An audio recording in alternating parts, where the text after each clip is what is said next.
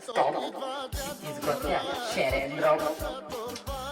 От тук до Везобройки ще изплувам морето. Ще прилетя на небето, само заради теб. Ще ти поканя в мола, да ти видя чисто гола. Като ти гледам, ти имаш усмивка, кадна щупена мивка. Имаш походка, кадна маршава котка. Стига се с романтики, че ми заболя сърцето.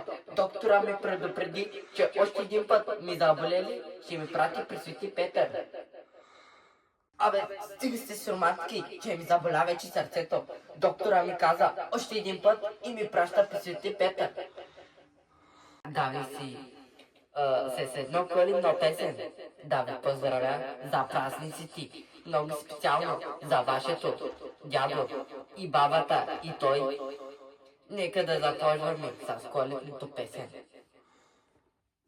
Дядо на цемента да си точи инструмента, точи инструмента, а то баба тя горката дигнала си тя краката, дигнала краката. Хайде дядо помогни ми, гашите ми ти свали ми, гашите ми ти свали ми, а па дядо той самия видял баба по тялката дигнала и полата, припаднал миризмата.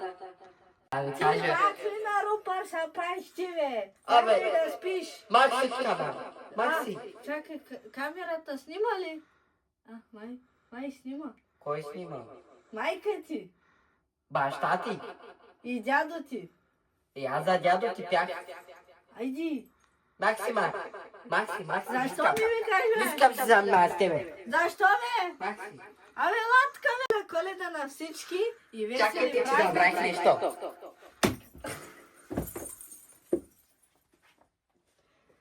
Дано този клип ти хареса. Дано весели празници на всички. Бъдете живи и здрави. Надяваме се този кратък клип от нас да ви е харесало. Затова са празници всички семейства да се събират. Не всичко в този живот е пари. И да не забравяйте да се абонирате за канала. Бъдете живи и здрави.